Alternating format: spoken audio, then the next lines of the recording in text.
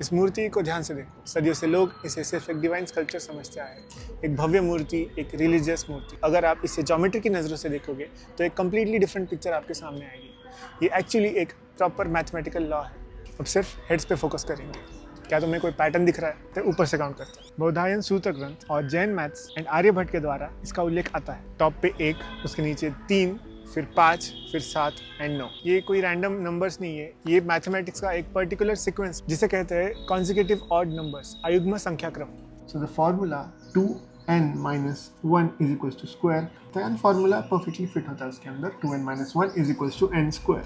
Mathematics में एक simple rule है, अगर आप फर्स्ट 5 ऑड नंबर्स को ऐड करते हो 1, 3, 5, 7, 9 तो सम आता है 25। तो 25 क्या है? एक परफेक्ट स्क्वायर आता है 5 का, क्योंकि मूर्ति का पूरा स्ट्रक्चर भी एक ट्रायंगुलर फॉर्म में है जो एक परफेक्ट स्क्वायर को क्रिएट करता है। एंशिएंट स्कल्प्टर ने लिटरली स्क्वायर नंबर लॉ यानी कि पाइथागोरियन थ्योरम को स्टोन में कार्व कर दिया। बट सवाल ये है कि 25 ही क्यों? इंडियन फिलोसॉफी में एक यूनिवर्सल ग्रामर का कंसेप्ट है, उसे कहेंगे श्लोक ऑफ व्याकरण।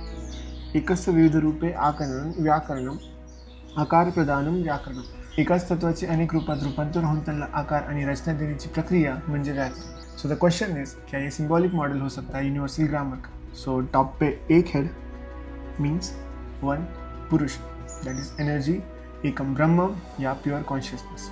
उसके बाद 3 हेड्स जो रिप्रेजेंट करते हैं 3 सब्टल एलिमेंट्स को, यानी कि 3 रत्न, absolute time, Om sound and Om light. Next we have 5 heads जो रिप्रेजेंट करते हैं पंच महाभूत, air, space, water, fire and अर्थ।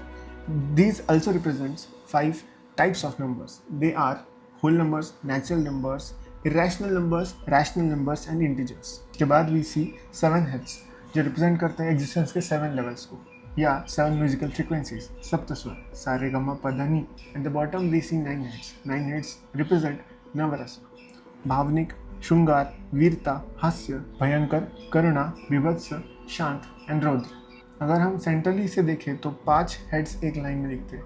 ये क्या है? ये है pentadic order of architecture. It starts from point, then it connects to line and it creates a shape that creates a form and that form creates a structure. That's a pentadic order of architecture we see, जो centrally हमें 5 heads में दिखता है। हम अक्सर history को 2 parts में divide करते हैं, art and science, but ancient India में ये सेपरेशन होता ही नहीं था, एग्जिस्ट ही नहीं करता। Architecture, mathematics, cosmology, sound and human anatomy सब एक ही सिस्टम का पार्ट थे। टेम्पल सिर्फ वर्शिप के लिए नहीं बने, वो नॉलेज स्टोरेज सिस्टम थे। सो इनमें इनकोड की गई इंटेलिजेंस, यानी कि एक तरह का एंशिएंट डेटा स्टोरेज। अगर आपको पैटर्न्स देखना आता है तो स्टोन भी बोलने लगता है। सम्राट, ये था एक और एग्जाम्पल आर्किटेक्चरल इंटेलिजेंस का।